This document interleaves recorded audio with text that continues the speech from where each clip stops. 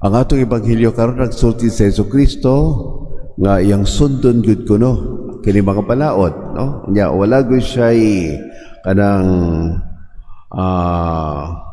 sari timani kini sometime malangit pagyuta bisan ang labing gamay nga kudlit o labing jutay nga bahin sa balaod dili gayud sa iluwan hangtod matuman tanan. So nothing can be removed, no, sa gospel I mean sa mga balaod.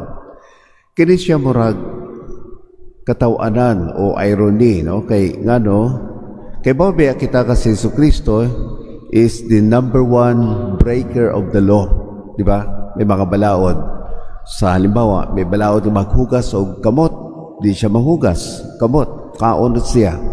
Nay balaod nga dili ka makahil o makaayo na sa masakiton sa gitawagan ni Sabbath day. Ayun man niya. O niya, dapat dilikan noon kini mga kanang pagkaon, kanon man niya.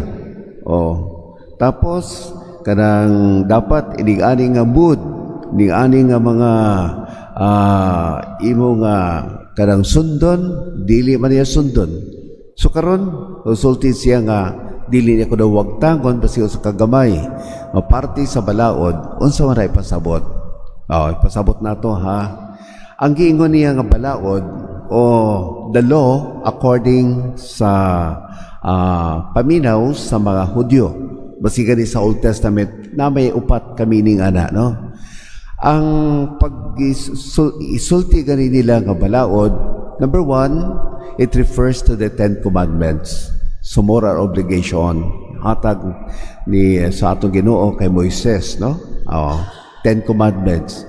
Kaduha, kanang gitawagan ni nga Pentateuch o it can mean the Pentateuch kining 5 kaunang libro nga gisuwat ni Moises sama sa Genesis, Leviticus, Deuteronomy o Numbers o Kings, no? Ana. Nya ang ikatulo mao na gitawag nila the law and the prophets. It can mean the law and the prophets unsa may pabot sa kanang balaod og mga propeta. But pasabot na the whole scripture kining the Bible, especially the Old Testament. Unya ay kaupat nga balaod meaning nila mao na gitawag nga scribal law. Kining mga balaod nga gitukod sa mga eskriba. Karon sa upat unsa man ang dili gisunod ni Kristo, no? Ang dili gisunod ni Kristo kanang scribal law, kanang kaupat. Unsa may scribal law? Kining ilang nga gibuhat-buhat nga mga rules regulations, no? Sama sa kanang bawal magsulat kung Sabbath day. Baski duha ka litra bawal na.